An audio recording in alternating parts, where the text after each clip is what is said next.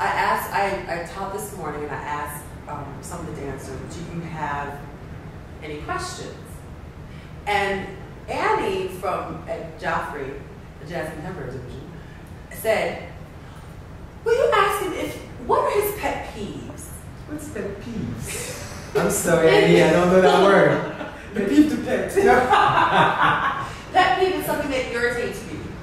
Okay. Like, you know, like if somebody is cracking gum, you don't like it. Or like, like someone, like a hand, an arabesque like this, like something you don't like. It gets you like, oh, I can't stand that. All right.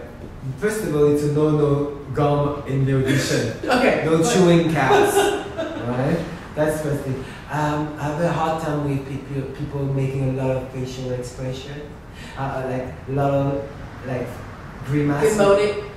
Like making a lot of facial expression. Like while they're dancing on the side? While they're dancing, that it's not, you don't believe that your body, the tool, is not like trying to emote, like it's like exactly. I find it irritating. Okay, that's good. And I actually distance myself because I feel like you don't believe that your body is enough to transcend or transmit or convey what you want to say, and you have to add on your face. And it's not authentic. It feels very fake.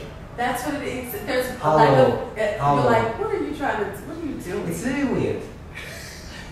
Another thing I don't like, and that's a good question because no one asked me what I don't like. That's great. You know what I don't like as well is someone so in the mirror that they are dancing, and I always do it in my workshop. You know that you're dancing like, and it's from my way of looking at you, it looks very weird. It looks like you have something in your neck. Watch that it's two-dimensional and we are three-dimensional. That you're not stuck in the mirror. I get irritated with this as well. Yeah. Because that's enough, right? Well, because it's not authentic. It's not authentic. You can't be in the moment and looking at yourself at the same time. And that your head gets so much stuck to what they is seeing that you're distorting actually the movement. You're immediately wrong. You're immediately wrong. You're absolutely like when you do arabesque and you're like this, you're immediately wrong. It's a little silly. I don't like it. I know I know, but we do it and it's... Oh yes, we do it. In class I understand because you're trying to check. We have this mirror that it's like a judge. This mirror we talk about, we can talk about it for hours about this. Right, what happens? Yes, sometimes I close this mirror because as well my dancer, I mean it's hard, it's physical, so we're trying to look if that physicality is right, or etc. It's tough. So I understand in class, but in an audition, when you learn combination, when you learn work from choreographer, make sure that you don't get stuck in the mirror. You know what's really funny is I always say to my student, when you're on stage, there is no mirror. So what are you? It's the way that you feel. Like you have to learn how to feel your body so intensely so that you can tell whether my arm is out or without having to look at it. In tune with your body. And it's a personal experience. And also where you put your eyes. Because when you're looking in the mirror, you're not creating focus and depth in the room. And we're going to look at where you're looking at.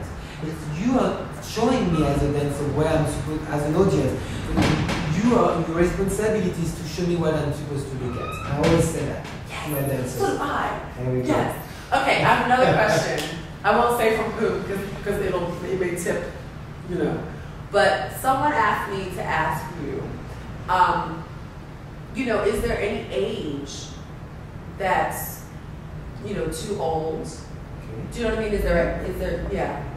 I actually like mature dancing. I'm not going to say it's from this age to this age because it's not true. Yeah. But I love dancers around late 20s. And I think it's because I'm hoping they have an understanding of themselves, who they are as a person. Right. This is who you are, what you like, as not a dancer, person. Right.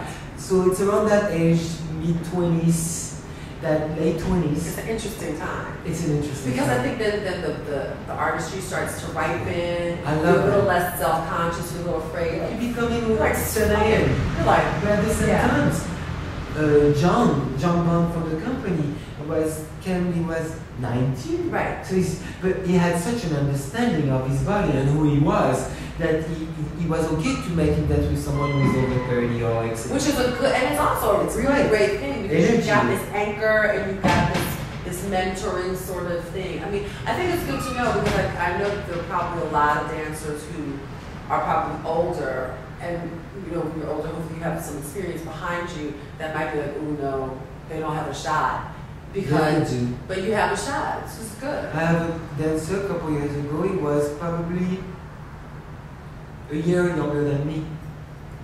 I don't even want to tell you my age, but at the time he was a year. I mean, he was a year. He's gone now, but his body could still work. He was wonderful. And that's the thing. If the body is still working, I mean, I can understand some directors going like, I need some longevity. Like if you're a year away from retiring, then maybe I don't want to invest in that because, absolutely, you know, I need to build a company and it needs to be for a while for sustainability. But absolutely, but we have a range for now with the dancers. But I don't say if you're 24 like right. No, it doesn't. Then you won't look at that. No. Actually, we don't ask age when they come in the door. I'm just seeing who you are. Right. And if that works, that works. That's it.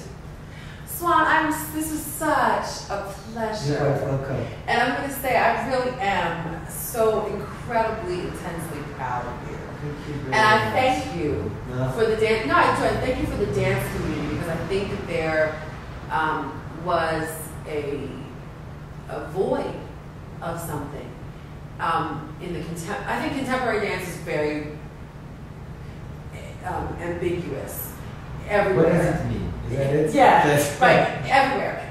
In Europe, I think that they might have a better handle on what that is, what they're doing, at least their aesthetic of it. But I think in America, you know, what do we have? I mean, there's very few companies. I mean, Alonzo King, but well, you know, he's contemporary. I think of him with point shoe, but not necessarily. There's Complexions, Sure. and now there's Armitage Gone Dance. And can you name, besides Cedar Lake, can you name another? You know what I mean?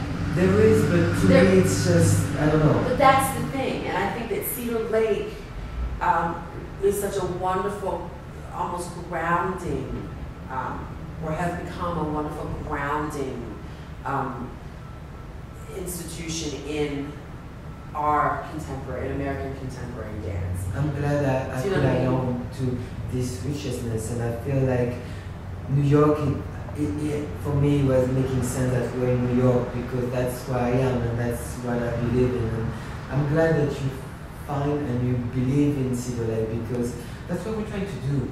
Show good work. It's very simple. Show good work, give awareness to choreographers, have audiences coming here excited to see. And it makes me so happy to hear the way that you talk about the body and the way that what your aesthetic is, and the idea that there is an honoring of the artists and the people that do this, because this is why I started this sort of thing, because there's so much of this around who you need to be and what you need to look like. And the fact that you say that you just come in and be you, and I'll worry about the rest. I'll worry about where you fit. It's beautiful.